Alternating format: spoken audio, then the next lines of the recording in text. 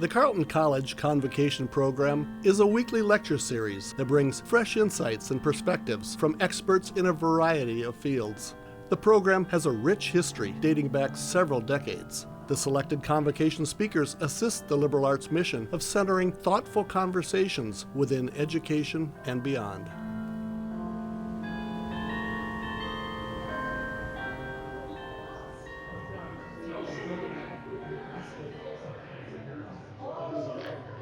Good morning. Good morning. My name is Matthias Haas. I'm a senior studying philosophy, and I'm honored to introduce today's convocation speaker, Anna McGinn, staff attorney at the Great North Innocence Project. Anna graduated from Carleton in 2018. During her time at Carleton, Anna majored in religion with a minor in philosophy, and found the time to be a part of KRLX and the varsity swim team. Following her time at Carleton, Anna served as an AmeriCorps member with the Minneapolis public school system, and after that she earned her JD from Notre Dame Law School, graduating cum laude, and she then chose to come right back to the Twin Cities, where she was born and raised, to work with the Innocence Project. Anna is now a staff attorney at the Great North Innocence Project, based in Minneapolis. Working with the Innocence Project, Anna screens, investigates, and litigates cases involving innocence claims in Minnesota, North Dakota, and South Dakota. Since starting with the Innocence Project in 2022, Anna has helped secure freedom for 4 innocent men and women. These men and women spent a collective total of 62 years in prison for crimes they did not commit. One of these individuals was wrongfully convicted of first-degree murder at the age of 16 and was sentenced to life in prison. He was freed 20 years later at the age of 36, and if not for the work of Anna and the Innocence Project, he could have spent the rest of his life behind bars. Through her work with the Innocence Project, Anna embodies the spirit of truth and the pursuit of justice. These are values that Carleton aims to cultivate in all of us, and they're values that Anna spent time developing during her 4 years here at Carleton. There are many paths that you can go down with a BA from Carleton and a JD from Notre Dame, and Anna chose a path with tremendous impact and deep meaning. And she's here today to tell you about that path. So without further ado, please join me in welcoming Anna McGinn back to Carleton.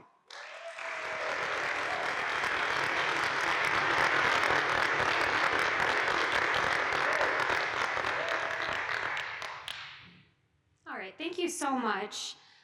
That was very, very thoughtful remarks, and it's such an honor to be here. And my name's Anna. I graduated from Carleton in 2018, and after completing my undergraduate studies here, I decided to go to law school. I thought becoming a lawyer would be the best way for me to use my Carleton education and the skills that I had developed here, at least as I perceive them, to help others. And so I'm currently a staff attorney at the Great North Innocence Project, and we're a part of a national innocence network. I provide free legal representation to inmates with provable claims of innocence.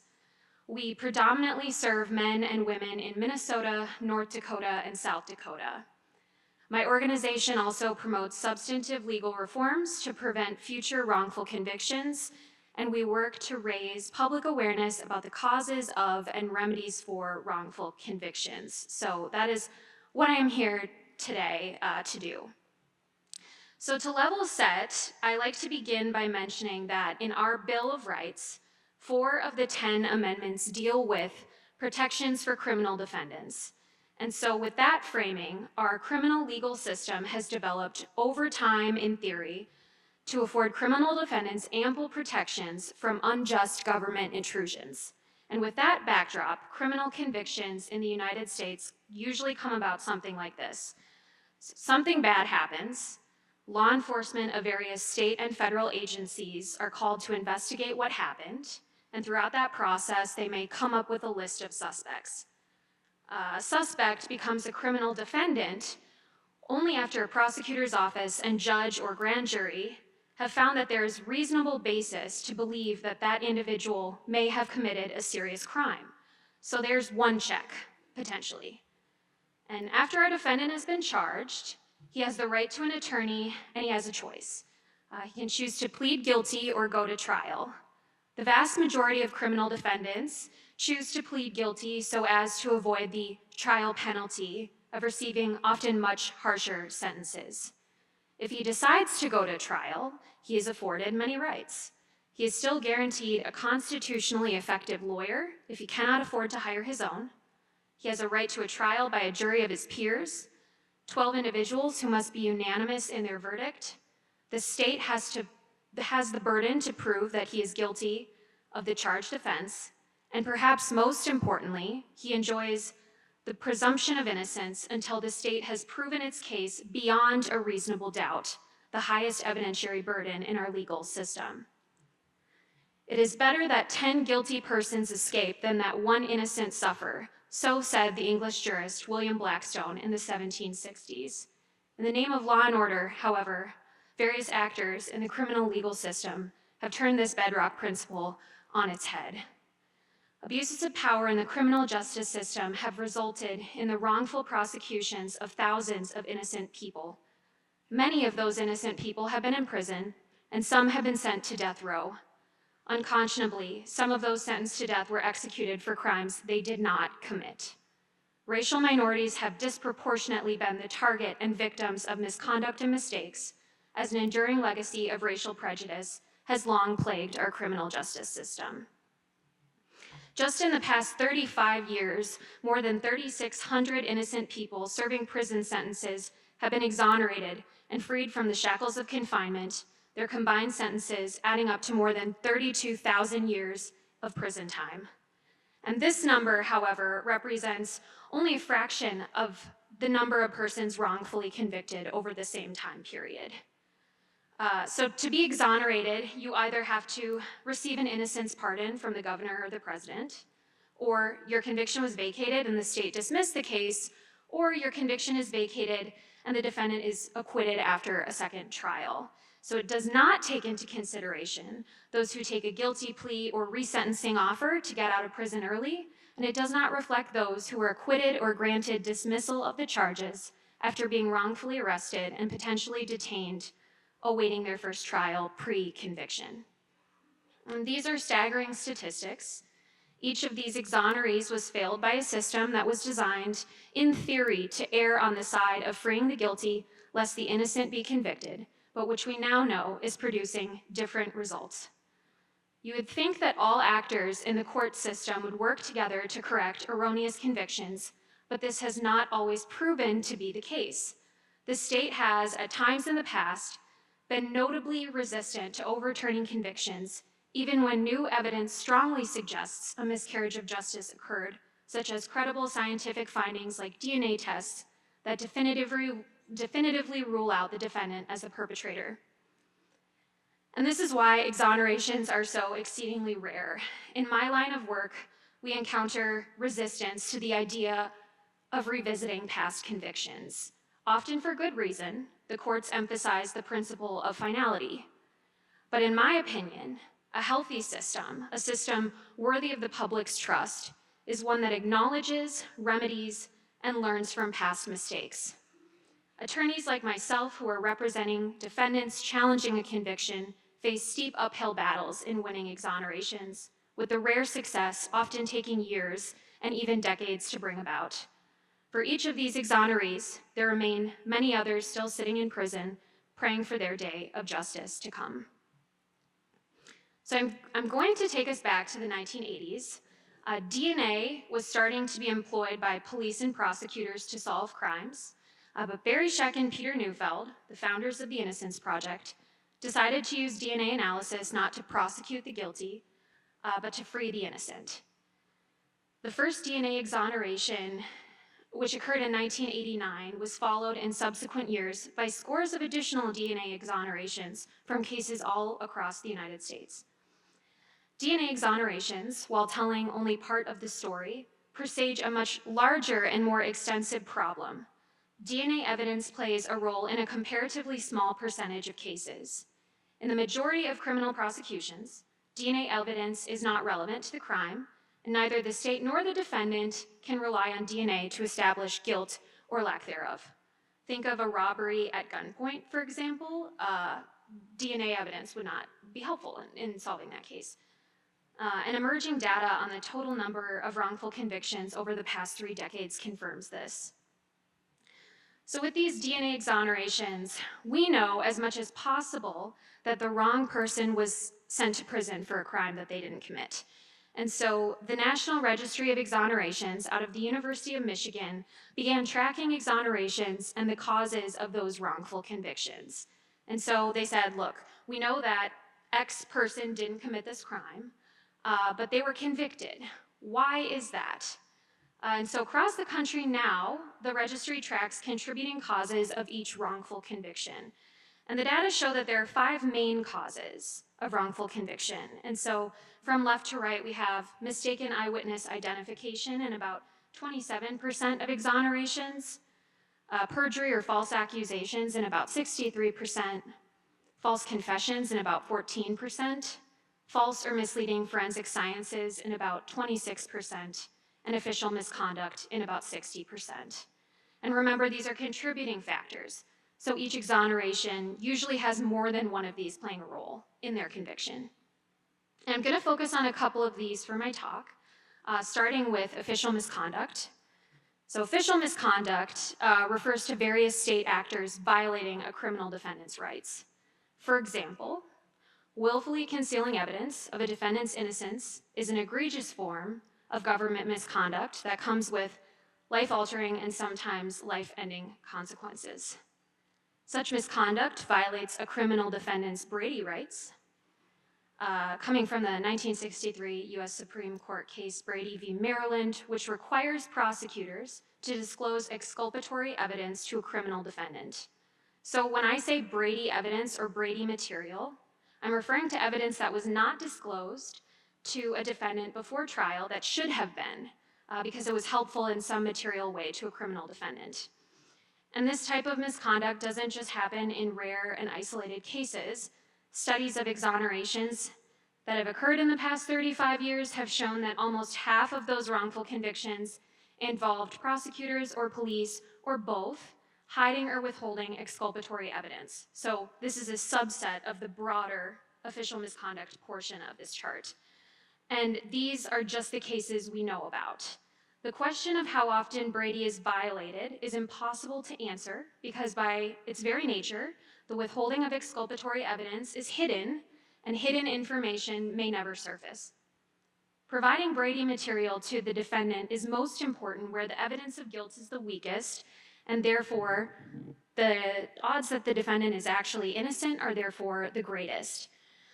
But that is precisely when the state is most likely to violate the Brady rule. Sometimes, because they have become so convinced of a defendant's guilt, police and prosecutors fail to recognize the exculpatory value of the particular evidence they have. Let me give you an example. On the morning of February 19th, 2022, Cassandra Black Elk of Bismarck, North Dakota, woke to find her 3-week-old daughter, Starlight, cold and unresponsive.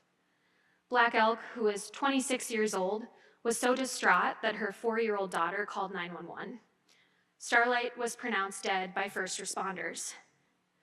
During an interrogation later that morning, the Bismarck Police Department, Black Elk described the events leading up to the 911 call.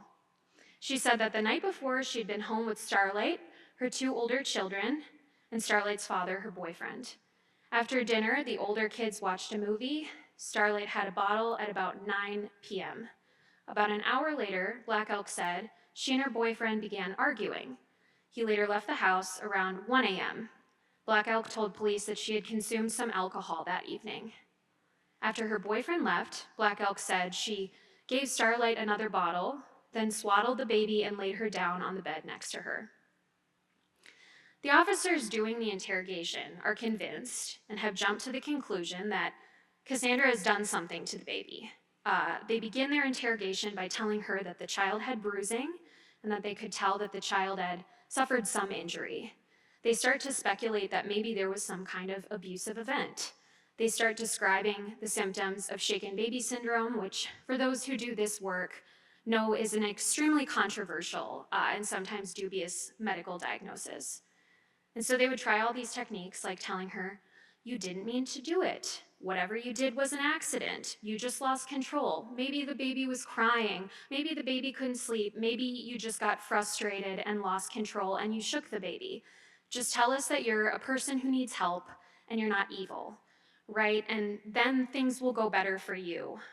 Or they would tell her that, the autopsy is going to come back and it's going to show that there's trauma. You're much better off if you just tell us now what you did. It's going to be a lot better for you in the long run.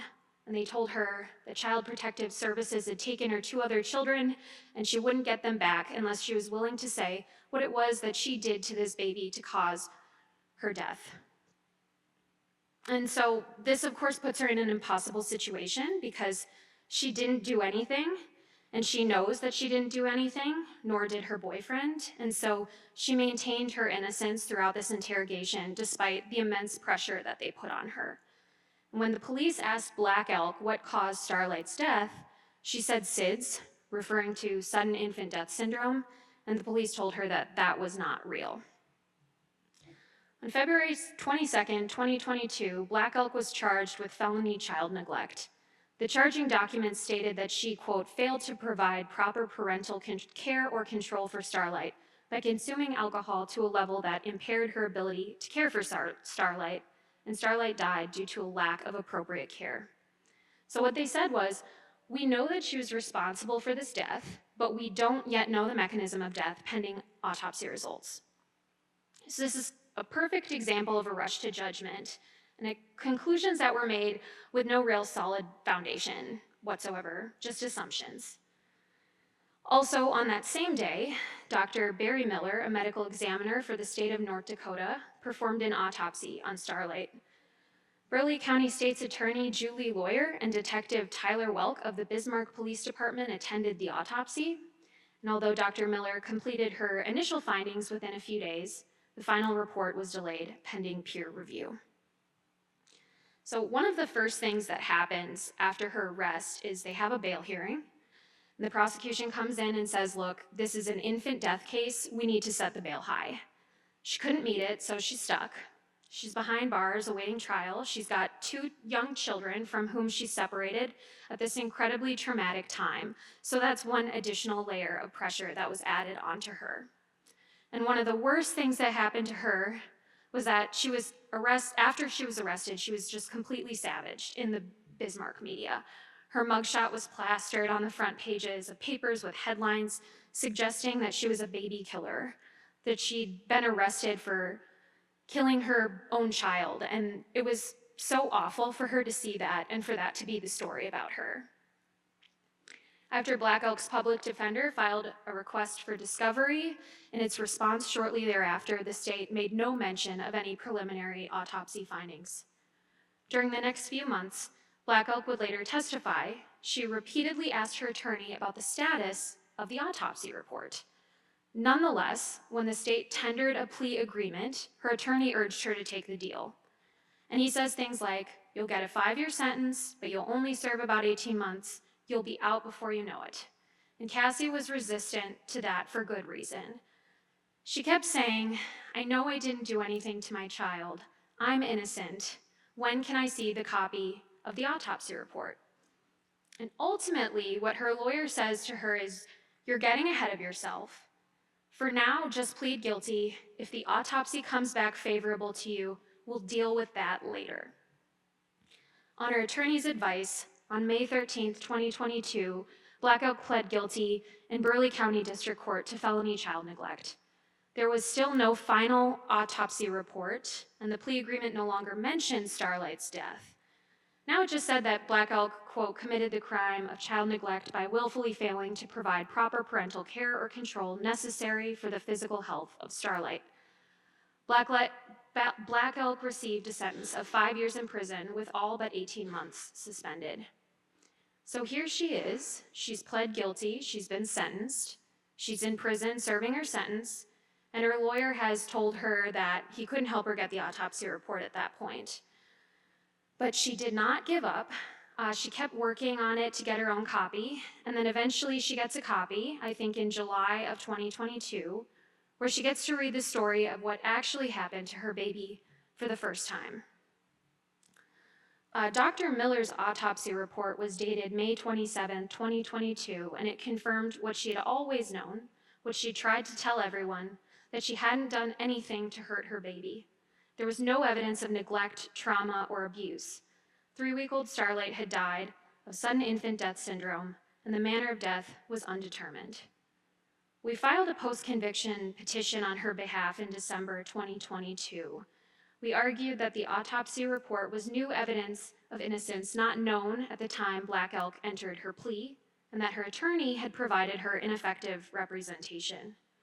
Additionally, we argued that the state's attorney was present at the autopsy, so she knew the autopsy was not showing any signs of trauma, and yet she managed to extract a guilty plea without disclosing what she knew. In a way, Cassandra's story is very simple and straightforward. I tell a lot of these stories, and you quickly see how convoluted they can be. Many people involved, many different names. But Cassie's story is not convoluted at all. There was a tragic death of her baby that could not have been prevented by anyone. In January of 2023, Judge Daniel Borgen held an evidentiary hearing. Medical examiner Dr. Barry Miller testified about the autopsy she performed on Starlight. She said it was unusual and uncommon for both police and prosecutors to be present, and that when non-medical professionals attended autopsies, she used these visits as an opportunity to teach. And this is a quote from the hearing, quote, "Say in cases where they're concerned about injuries, I'll say I don't see any significant injury or lethal injuries. Obviously, this is preliminary, so I have additional testing I need to do." Question, so is that what you would have done in this case, that you didn't see any evidence of significant recent injury to this child? Answer, correct. She further testified about the fact that there was no trauma in this case, that there was no evidence that the death resulted from something Cassie did or did not do. In a report accompanying our motion, consulting forensic pathologist and peer reviewer of Starlight's autopsy, Dr. Mary Ann Sens wrote, quote, "This infant death cannot be explained. No legal or criminal culpability should exist because medicine has not advanced enough to explain this death. Dr. Miller did a complete and excellent autopsy, and no evidence of neglect, abuse, or trauma was seen. Please correct this miscarriage of justice and assist this grieving family." Black Elk testified at the hearing, describing the interrogation by the police and her discussions with her attorney about entering a plea prior to obtaining the autopsy report. She said that her attorney told her that he had worked out a favorable deal with the assistant state's attorney, but that prosecutor was leaving for private practice, which created some urgency. In this case, there was a disparity of information possessed by the prosecution and by the defense. The state's attorney attended the autopsy for a reason, to get information. The testimony from Dr. Miller was uncontradicted that she would have seen, or she would have said at the autopsy that she wasn't seeing any evidence of injuries, which puts to bed the lie that police were telling Cassandra Black Elk throughout this interrogation. And so does that mean, as a matter of law, that there was no neglect? No. But is it Brady material? Absolutely. On January 30th, 2023, Judge Borgen granted Black Elk's motion to withdraw her conviction, her plea, and vacated her conviction. Quote, "The court finds that Ms. Black Elk's plea was not knowingly or intelligently made after she received the advice from her attorney that they need not wait on the results of the autopsy because they could just deal with it later," the ruling said. The court continued while reserving judgment on the issue, noting the concerns of the allegations that the state knew of the likely results of the autopsy report prior to the plea agreement, yet did not relay that information to her attorney, so Black Elk could have been appropriately informed before making a decision. And Cassandra was released from prison the next day. The story does not end here, though. The state appealed Judge Borgen's ruling, arguing that it had erred in second-guessing her attorney's legal strategies, among other things. The North Dakota Supreme Court affirmed the lower court's ruling in August of 2023. It said that Judge Borgen had correctly ruled that her attorney had provided ineffective representation.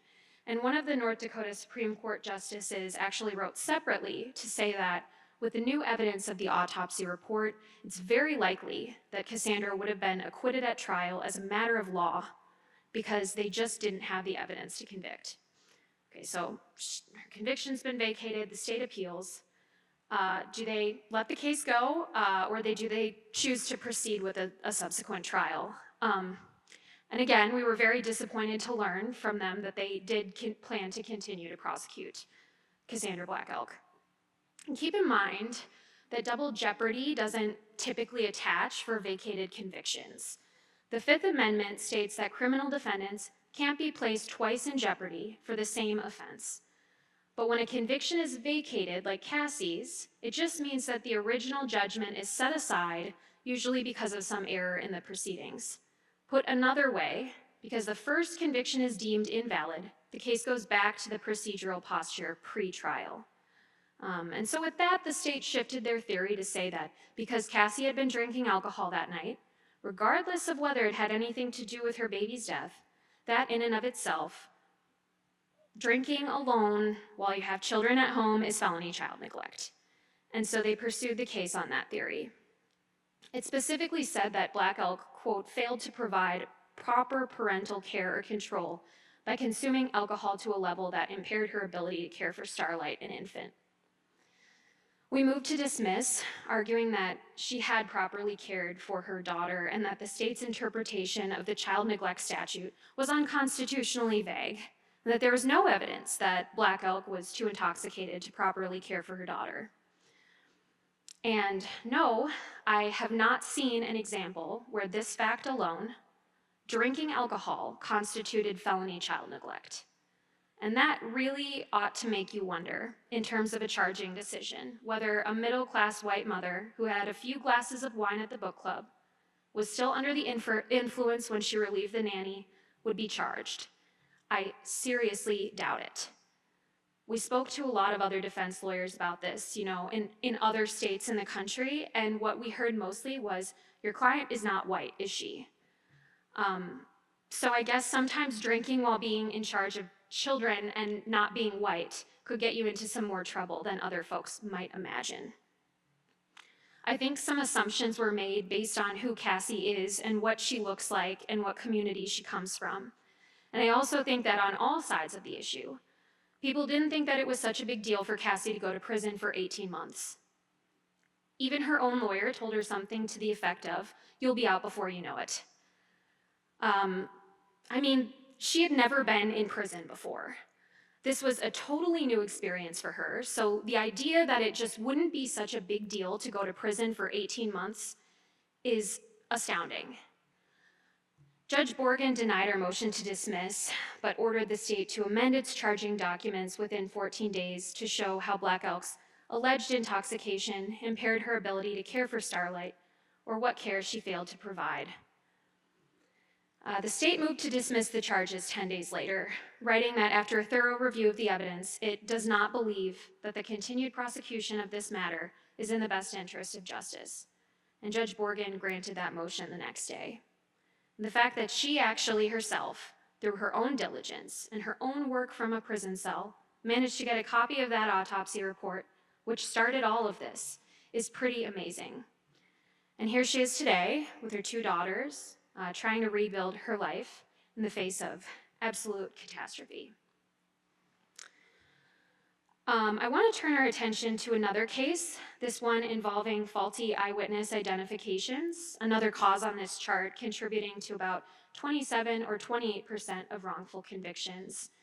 And this is a case of one of my clients, Marvin Haynes. On May 16, 2004, Harry Shearer was shot dead in his flower shop in North Minneapolis in a robbery gone wrong. So a young man comes in and asks for a flower arrangement, and while the clerk is preparing it for him, he pulls out a gun and says he wants the money from the back. Hearing the commotion, Harry, the owner from the shop, comes to the front of the store and the robber shoots him 2 times. The woman he'd been speaking with, Cynthia McDermott, flees out the shop, and she becomes the primary eyewitness in the case. McDermott calls 911 before rushing back to the flower shop, where she found her brother dead on the floor. McDermott told first responders that the gunman was a 5'10" or 5'11" black male in his early 20s. She said he weighed about 180 pounds, and she specified that he had short, close-cropped, or shaved hair. A second eyewitness, positioned outside across the street from the flower shop, who observed the shooter run from the store, provided a less detailed but consistent description: a black male with short or shaved hair. When police first showed McDermott a photo lineup, which is typically an array of 6 mugshots, she identified someone with what she identified as 75 to 80% confidence. McDermott picked a filler in that lineup, which is one of the non-suspects. So in an ideal lineup, you'll have 1 suspect and 5 fillers, and fillers are non-suspects who look like the suspect in some material way. And so when someone picks a filler, like McDermott did, what that tells you is that they don't know. They don't have a good memory of what the suspect looks like. The person identified by McDermott was just pulled from a database, but after her identification, they did look into whether he could have been a good suspect, and he appeared to have an alibi that he was out of the state at the time. And so that really should have been the end of it for her. She showed her willingness to identify someone who's innocent. They should have said, like, okay, well, we gotta solve this case some other way, but that was not the end of it. So Marvin comes to the attention of the police a few days later with an anonymous tip stating that there's some word that little Marvin was involved, who's Marvin Haynes. And the problem that the police had was that there was no physical evidence of any kind connecting Marvin to the murder. The forensic evidence was non-existent: no blood, fingerprints, hair, DNA, or anything else. There was no murder weapon, no indication that he had hauled away evidence of the crime in his home. But perhaps the largest problem for law enforcement was that at the time of the shooting, Marvin looked like this.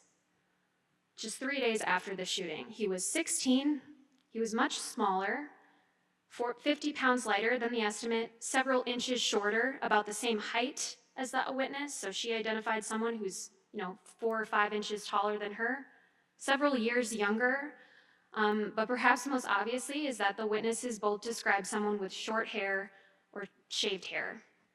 And the primary witness said he had close cropped hair. She had been interacting with him prior to the shooting, and this is nowhere near that. But of course, the detective who has solved hundreds of cases becomes convinced he's right, and he just has to prove his intuition correct.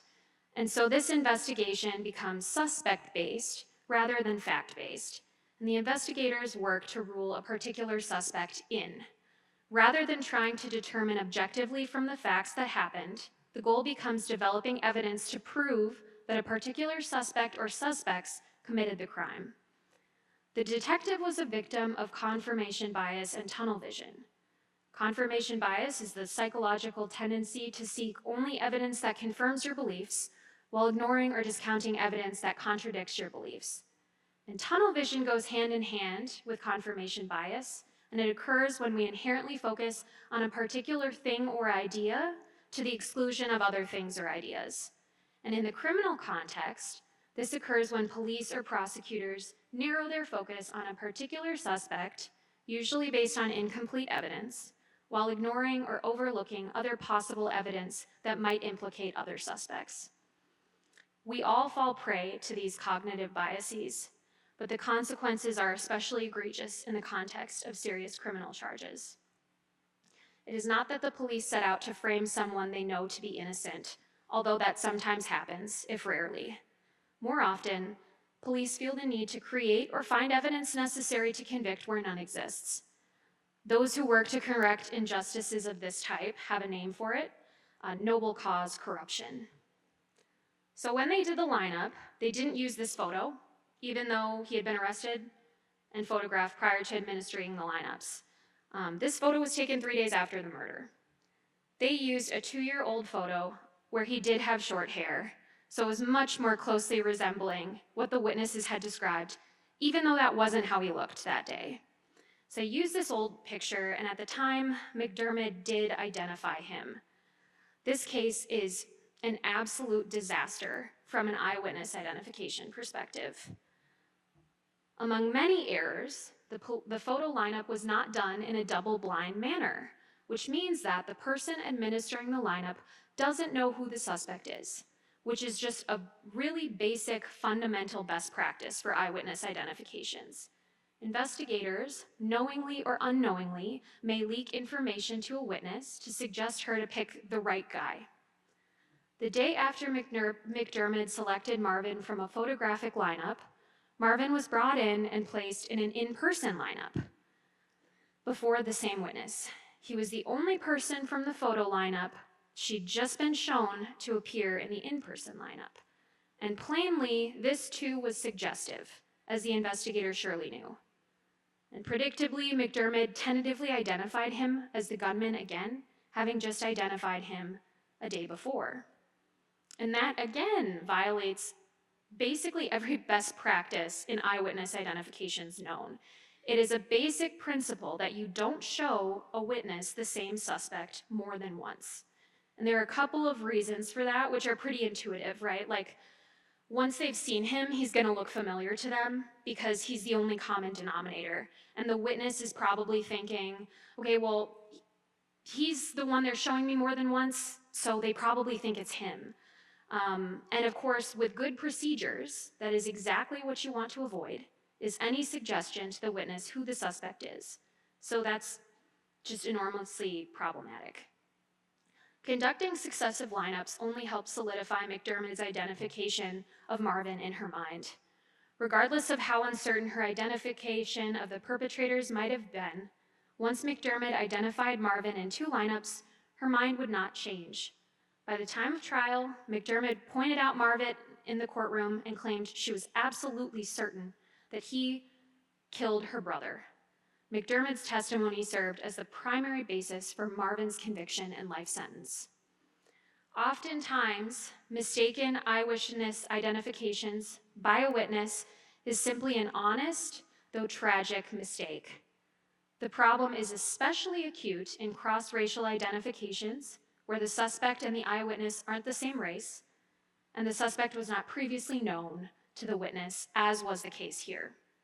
But too often, it is the result of manipulation, done either intentionally or recklessly, as happens when police believe they have identified the actual perpetrator, create a procedure that is unnecessarily suggestive for the witness, and then take the resulting identification as proof positive that their initial belief was correct. It is a vicious cycle that results in wrongful convictions that could and should have been avoided by a more thorough investigation and a neutral identification procedure. So with the eyewitness identifications in the bag, the police focused on what they believed had happened, honing in on Marvin's family for answers. So in the interest of time, I'm not going to go into too many details, but essentially, they claim that Marvin was hanging out with some friends and his cousin over at another friend's house before he committed the crime. Police questioned Marvin's 14-year-old cousin, Isaiah. During the first few interviews, Isaiah didn't have anything to say, but then in a later interrogation, he cracked. He later testified that Marvin said on the morning of, he was going to go hit a lick, which is slang for commit a robbery. And later, afterwards, he told him that he had shot some old white man.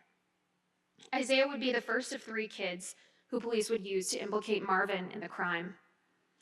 At the trial, when Isaiah took the stand, he actually, in a pretty dramatic moment, tried to recant from the stand and said, look, this isn't true. The only reason I said it is that they were threatening me with my own charges if I didn't cooperate. And so he said, I felt like I had to give them what they wanted to save myself.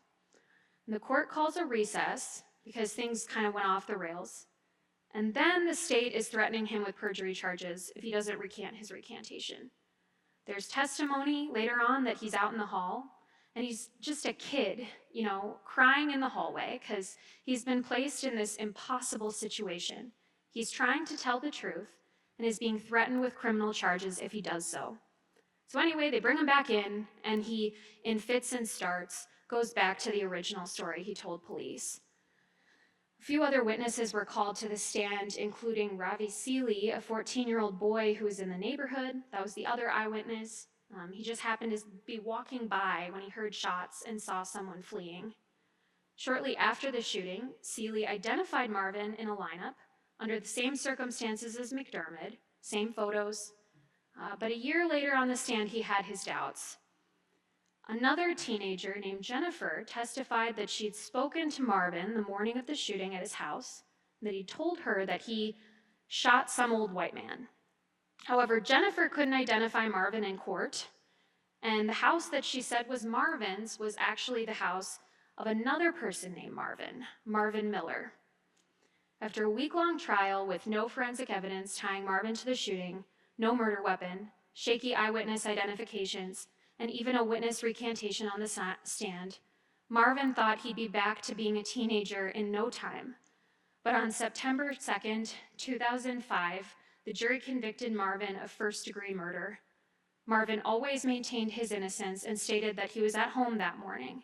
His 4 sisters corroborated his account, having seen him shortly before the murder would have taken place in bed, asleep. Just a couple of years ago, we were able to get some new evidence, and our big break was we were able to talk with Ravi Seeley, the then 14-year-old who saw someone fleeing the flower shop. He told us that he never actually got a good look at the shooter's face, that he didn't know who the perpetrator was, and that he felt pressured to make an identification because he himself was a child at the time. And police were saying that this is a really serious case. He felt like he needed to help them out, and he did the best he could within some very flawed procedures, but he had no idea. And he told us that he never saw the person, which makes sense, and he was willing to go on the record with that statement. We also received a recantation from Isaiah Harper. He reaffirmed his recantation to us. He said that the police told him they had reason to think it was Marvin, and that they knew that he, Isaiah, had information, and that if you aren't cooperating, you're obstructing an investigation, and you can get half the time that the principal actor is looking at. So he could be looking at 15 years, and he was 14 at the time. And he was younger than Marvin. It's not hard to understand why someone would crack under those circumstances. We were able to get an eyewitness identification expert to do a really deep dive on some of the problems with Marvin's case and the science behind the eyewitness identifications to show that this was a very profoundly flawed identification. We filed our case in late June in 2023, and after an evidentiary hearing in November of 2023, Hennepin County Attorney Mary Moriarty conceded that we'd met our burden. Marvin walked out of prison on December 11th, 2023, just a few days after his 36th birthday. It would be the first time he'd walk out of prison a free man since he was 16, after spending nearly 20 years in prison for a crime he did not commit. Marvin's and Cassie's stories are just 2 of many. These same travesties of justice exist in every state, in every jurisdiction in the United States. The stories and the people whose lives have been affected, I hope, illuminate the hidden systemic ills of our criminal justice system for critical inspection, and call attention to common abuses of power that sacrifice the rule of law for conviction at any cost, even if the cost is the life and liberty of another human being. Thank you.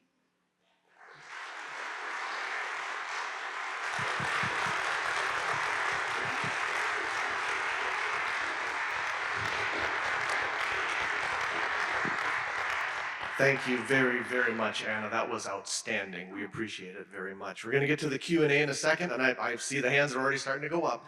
Just a reminder, 2 reminders. Usually I'm begging for people to come to Convo lunch. We're full. If you haven't spoken to me or RSVP'd, I'm afraid we are out of seats today. But there's always next week. What is next week? Aha, the next announcement. On May 9th, next week, the Empty Bowls Project will serve as the official Convocation lunch after Scott Wopata, Executive Director of the Community Action Center, delivers a talk about the good work of that organization. Carleton's empty bowls raises funds for the CAC's food shelves, so important right now. Please consider joining Carleton Ceramics and Trip CE on the Bald Spot to celebrate the 21st Empty Bowls at Carleton, May 9th. So again, Convocation next week, we'll have Scott Wopata of the CAC. It'll be something of an abbreviated program, then boom, out to Empty Bowls we go. But enough about next week, let's talk about this week. Let's have some Q&A for Anna, and I know I saw one hand right here, right now. Oh, and by the way, if you're on Zoom, please send your questions via chat. Hi, you'll be happy to know that the book club at 50 North is reading The Sun Does Shine, and it's about a guy on death row, falsely accused. And the question in my mind, do the judges and the police officers whose motivation is to get this out of front page news and let the people be calm, are they ever punished? Yeah, so it's a good question, and I think it brings up an important point that oftentimes law enforcement is under a tremendous amount of pressure to solve these cases, and that's when corners are cut and mistakes are made. And that's why most of our clients are in prison for murder. As for my own personal experience, there haven't been any repercussions for actors involved in our cases. It's very hard to charge or sue even police or prosecutors due to the doctrine of qualified immunity. It's kind of assumed that if you're acting in your official capacity, and certainly for judges and prosecutors, it's a much higher burden. So unfortunately, no, surely it has happened, right? You see these mass exonerations in Chicago where you've got like a couple of police officers who are responsible for like 80 wrongful convictions, and those people typically do face some sort of criminal sanctions, but not in my personal experience. And nor have we really pursued that angle. It's outside of the scope of our mission. You know, we're just trying to help people get out. Hello, thank you for the great talk. Thing that I'm curious about is how you and your colleagues prevent burnout, because you told us a couple of stories that were ultimately, successful for these individuals, but even the path along the way was still very challenging. And I'm sure you could have told many stories that don't result in people walking free. So yeah, curious about how you and your colleagues deal with that. Thank you for the thoughtful question. I'm still trying to figure that out. You know, you're right. Most of these cases, all of these victories, there are 10 more losses, and that can be devastating. I'm very lucky to have wonderful friends and family to support me and listen to me complain about, the injustices, but I'm still trying to figure that out, honestly. Hello, hello, Vladimir. I just had a question kind of similar to my friend in the back.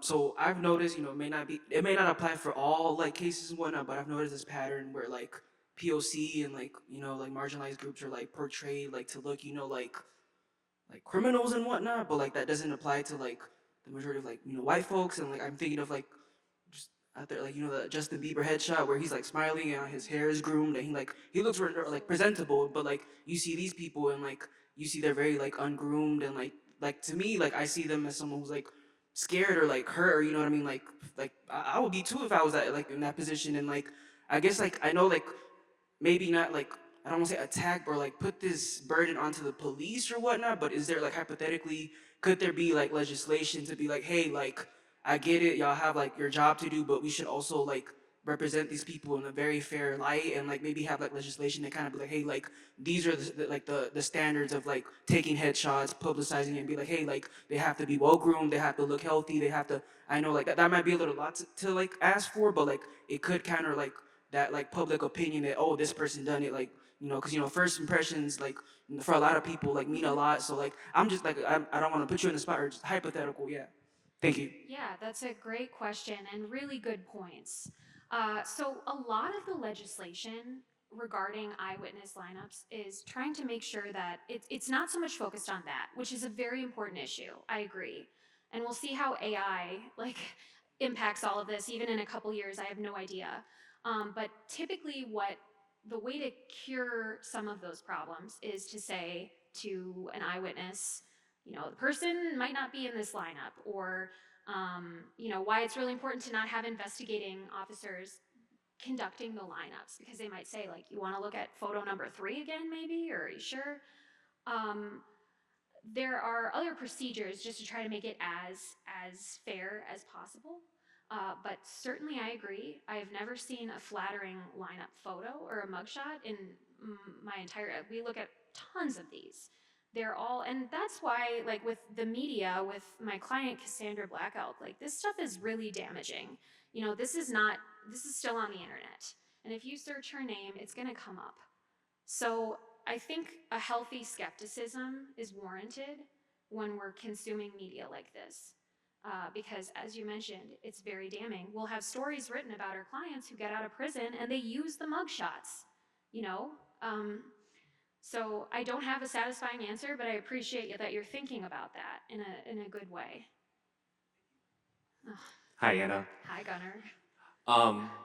So you said the innocence movement kind of started in the 80s? Yeah. So kind of relatively a young movement, right? In the Yeah. grand scheme of maybe, the country. Right. And even like the Brady Act or rule, that was early 60s. So in your young career and kind of your knowledge of the innocence movement beginning in the 80s and being in the thick of it, are things getting, I don't know if the right word's easier, but are they going in the right direction? I mean, you gave us 2 amazing, stories, cases that were successful, and there have been a lot of challenges and non-successes, but the successes are good. Is it going in the right direction?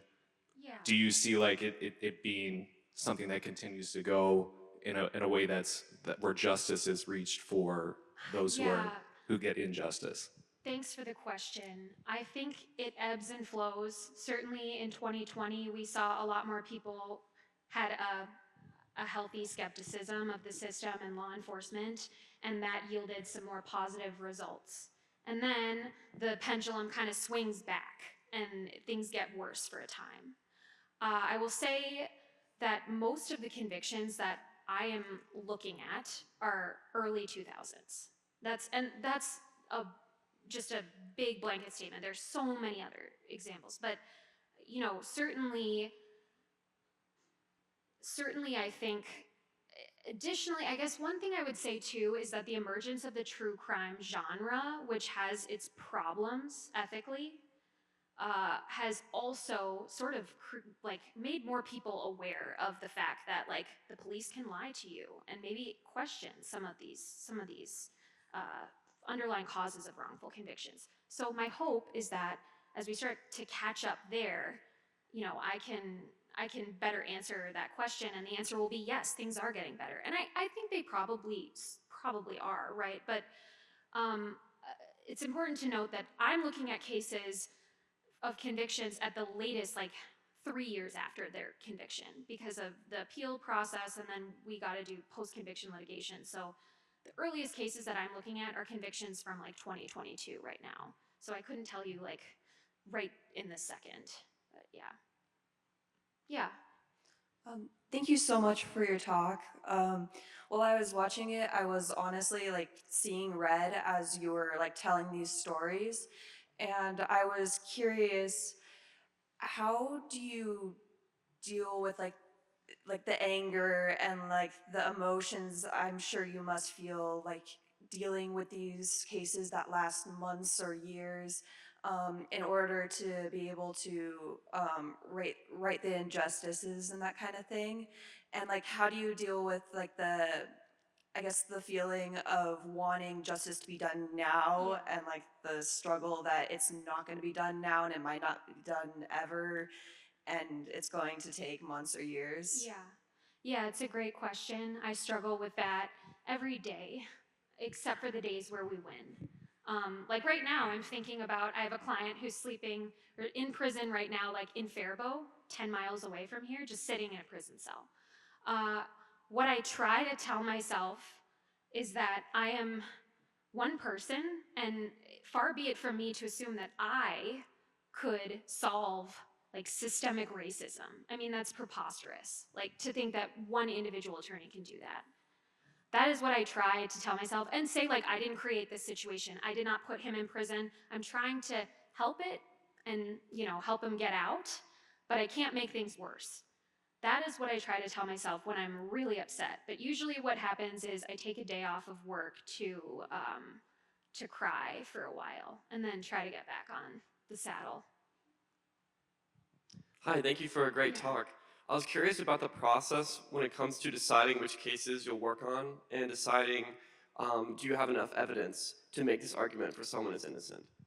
Yeah, that's a great question.